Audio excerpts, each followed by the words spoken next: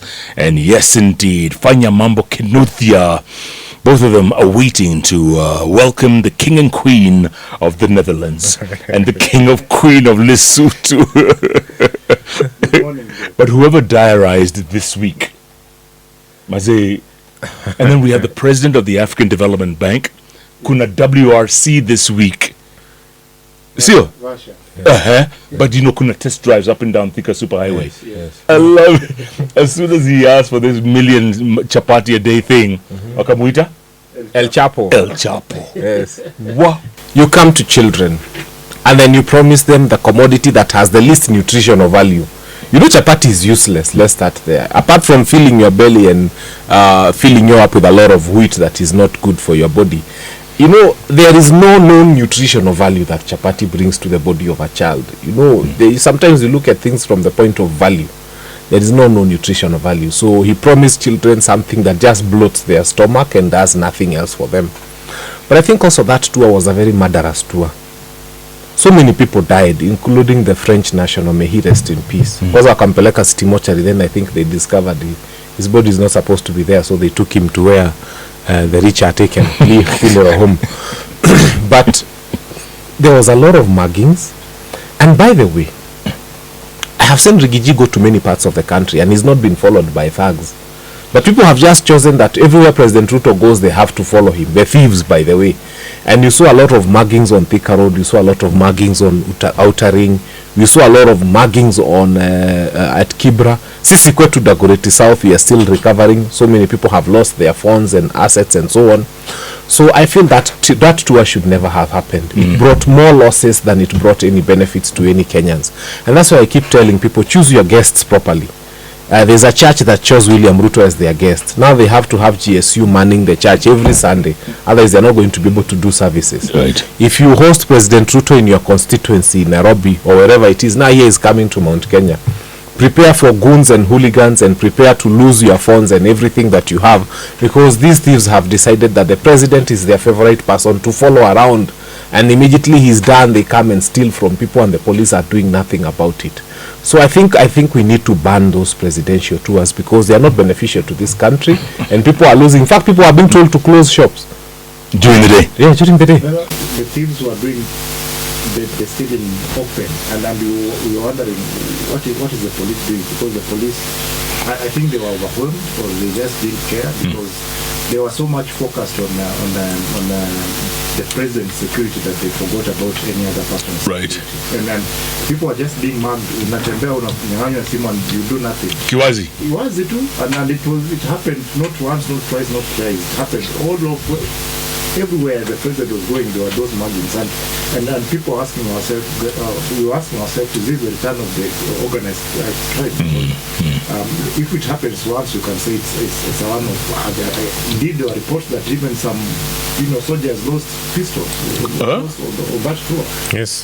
The presidential escort soldiers, there were such reports. They have been denied, but there were reports that more than 5 pistols were actually lost on that tour. What? And so it was the police forgot to take care of the security of the common mwananchi, and they focused so much on I think they were overwhelmed, in my opinion. And so it's something that we must address, because if we are going to an election period and a campaign, the president is doing a campaign in Nairobi, and we see those things happening. What if president is doing a tour here and then tomorrow somebody else is coming to do a tour here? Will those incidents be common? Will we be witnessing people being mugged every time there's a political rally somewhere? No. There's too much aggression. These people are trying. It's not the first time they've killed bystanders. Yes, they're trying to force a president who is unwanted on citizens that don't want him. And they've tried so much. Uliona mpaka Raila alikataa kumpeleka Kibra. Because Raila can tell the ground is not with him. Since people started demanding for Shabana FC t-shirts, Yes. Raila Amolo Odinga is avoiding Ruto like a plague. He doesn't want to be seen anywhere near the president. Natafuta bado, mimi nilisema sijui Wakenya wanipendi yaki jamani, simnipatie t-shirt ya Shabana. It's one thing I want to wear to celebrate those people who are saying no to this bad marriage. And Jeff, let me tell you something. You know, when two people walk together, one of them has to change their walking style to suit the other one. Allow me to explain. Like when Moi was president, there's a way the police band used to play when he was inspecting the guard of honor. Because Moi was wah, wah, wah, wah, wah. Then at the end, raise the kafimbo, bend, go. When Kibaki came, they had to slow down the tempo. The police started choosing songs that were favorable to Kibaki's walking style. And when Uhuru came, they knew this guy even salutes the policemen sometimes. He just that. I don't know why, but he used to come, even feel like touching their clothes. I think he was just a happy guy. So, but now, so you have to change. If Jeff, you are walking with someone, whoever that is, one of you has to change their walking style to suit the other one. Now, what is happening right now is that Raila Amolo Odinga has chosen to walk with somebody who is sick. And you know, when you walk with someone who is sick, you can't run very quickly. You have to change your style to walk like the person who is sick. And because he's walking with someone who is doing abductions, he has to change his walking style to accept abductions. Because he's walking with someone who is corrupt, he has to change his walking style to suit the person who is corrupt. And because he's walking with someone who is wanted by Kenyans, he has to change his walking style and walk like somebody who is unwanted by Kenyans. Because I don't see Ruto changing his walking style to suit Raila Amolo Odinga. It has to be Raila to change his walking style to suit Ruto so that they can work together. You can't walk utembe vile Moi alikuwa anatembea alafu wako na Kibaki unajua vile naye alikuwa anatembea. They won't get to the same destination at the same time. So this is going to happen. And from where I sit, Raila Amolo Odinga is now walking in Ruto's walking style. Let's face it, Vanyamambo, the economy has been solid the last 2.5 years. How? The shilling is strong. Which shilling? Look, the shilling was at 160 before, remember? Oh, Jeff. You couldn't figure 160. Jeff, Idimos, let me tell you. This is a very great administration. They found the shilling at 119, 120. They pushed it to 160. And then after pushing it to 160, they themselves, they bring it down to 129. And then they tell you, clap for us. We've lowered the shilling from 160 to 129. Take it back to 120 or 119. If that's where, if they want us to say that you've lowered the shilling has lost. They come and tell you, and this is a classic President Ruto style of leadership. They come and tell you that tumescrap all cost of getting an ID. The cost of getting an ID was 100 shillings. You take it to 1,000 bob, and then you come to Kibera, stand on top of a vehicle, and then say no more costs of getting the ID. Are we stupid? You're the one who took it to 1,000 bob. Why should we clap for you because you've taken it back to where it used to be? So what this administration has been doing is playing games with us. They come, they find that something is affordable to Kenyans. They make it 10 times unaffordable. And then when they want to get popular claps from people, they come and withdraw it. And then they tell you, clap for me now. We have brought down the cost of this. The shilling is not stable. The shilling was at 120. Take it back to 120, then let's have a conversation. You know, these people have been going around and promoting what they are calling tap to eat, the free primary education food, which is commendable because we know the European Union has had a very big hand in it. Otherwise, these people cannot even fathom an idea of that kind. Now, they usually claim that it costs 10 shillings to feed the young people, which is a good thing. So when the president comes and gives 20 million in one church, that is 2 million plates. That is 2 million young people having a meal. So when he goes to another church in Eldoret and gives another 20 million, that's another 2 million. And when he promises another 100 million, that's 10 million plates. So what he has given within that 1 month is 14 million plates of food to young children. Literally speaking, it would have fed all our learners, because we have 13.9 million learners. That nonsense of giving to church would have fed all our learners in the country for one day. 14 million of them. But that money goes into the pockets of individual pastors. And that is the context. When you want to appreciate how much money has been given out there, just know that those are 14 million plates on the basis and the calculations of the tap to eat where our children eat a balanced diet with a fruit, by the way. Yes. Yesterday, just yesterday in the evening, I was at Dagoretti Corner. And I was having your constituency. Yes. And I was having a conversation with a man who, and I'm talking about yesterday evening, who had just lost his son, a class 8 son, who they are going to bury this week on Thursday in Kisii.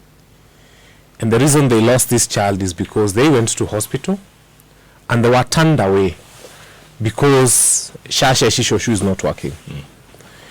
And these are people who had, because they knew their son used to have a condition from the word go, they used to pay for NHIF way beforehand, like they would even pay 2 years in advance, just to avoid disappointment. And they fought with the condition of this son for a long time. So for them to come and be told that SHA is not working for them, and NHIF used to work for them, and they have been paying NHIF all through, I think is very unfortunate. But also allow me to tell you something. You know, I was in church on that Sunday, St. Stephen's Jogorod, when Rigiji and the others were stopped from speaking. And I think it was healthy, because I can tell you Rigiji was in that church and Johnson Sakaja was in that church. And then there was this Aladwa guy, whom some of us don't think very fantastic ideas about. And it would have been very explosive at that altar. So the decision to say that they should not speak in church was a good decision for that day, because some of them even had mobilized goons outside there and we could see them, and which is sad. And I'll say here without fear, these young people who are being told that they are doing county development works, is a good thing to employ those young people. But now they have become a tool of mobilization at the disposal of the governor.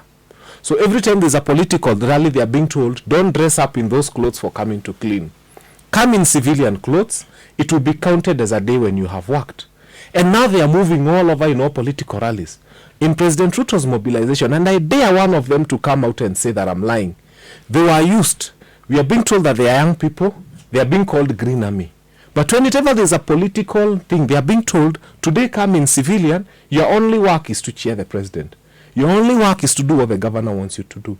This is political misuse of our young people. Let them come and do the works that they were employed to do. Let them stop being misused for political functions. We have seen it. It's happening every other time that there's need to mobilize the young people. That people, who those guys who are being called Green Army, are being told, stop your work and come. Jeff, also allow me, because I saw what was happening with Rigiji. You know, Rigiji can be compared to a man who was given by God an injection, you know, a needle. And he was told, with this injection, you are supposed to see, when you see an elephant misbehaving, or when you see a camel misbehaving, or a rhino, or a hippo, you can inject, and then it will calm down. Now, I think Rigiji was too angry that time. He was not listening to God for proper instructions. I think people had just been thrown out of Marikiti market.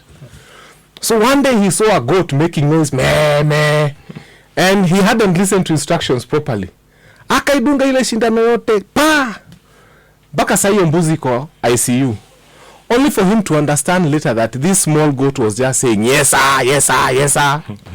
So, Rigiji has to get to the point where he understands that this dose, unadunga mbuzi shindano ya ngamia. Wow. And that's what happened. Alidunga mbuzi shindano ya ngamia. And that's why you're hearing some people are not speaking anymore. They used to say, yes sir, they've not even been able to do homecoming.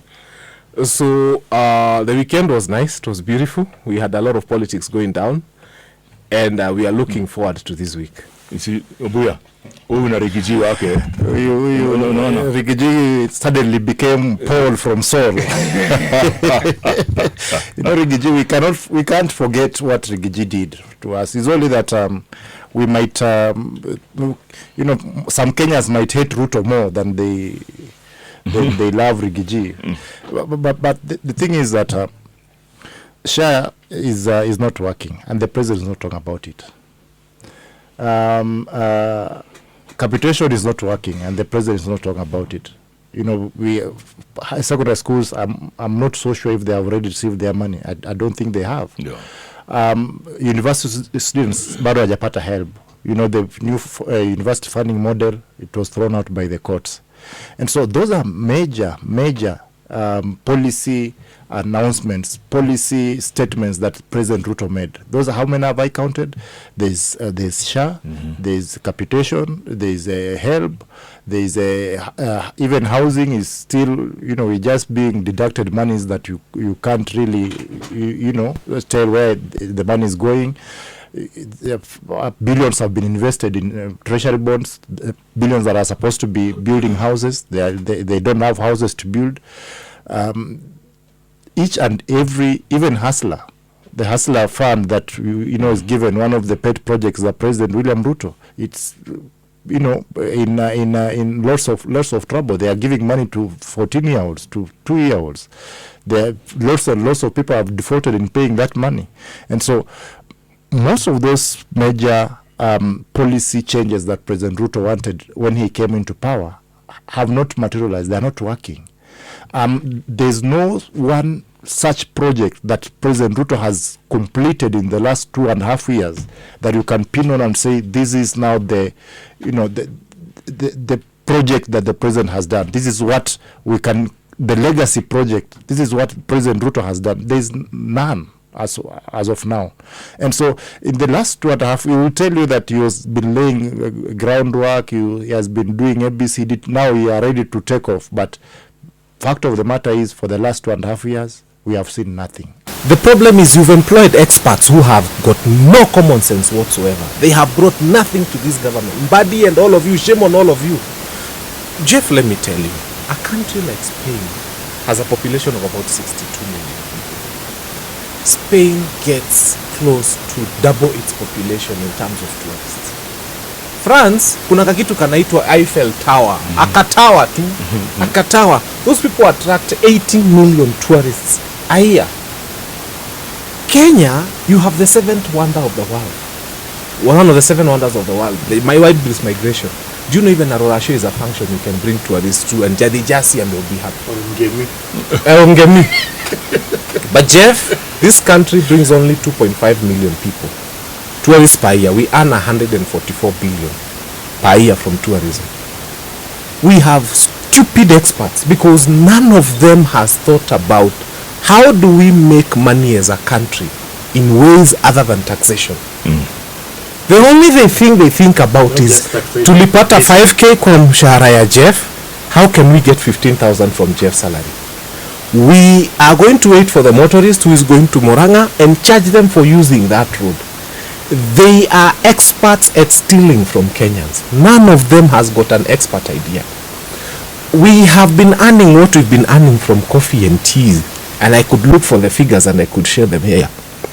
But I have not seen any fool sitting in government who's thought of a way in which we can earn more from our coffee, earn more from our tea, earn more from our flowers that we export.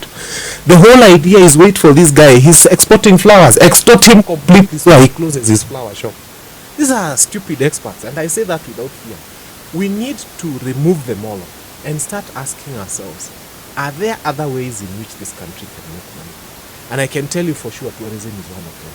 If I was made minister for tourism, I have always said I would never work with this administration. But I think maybe if they made me tourism minister, I would take it up just to show them how foolish they have been. Because we've had 2.5 million tourists coming into this. I swear I would make them 10 million in 1 year. And I have a plan.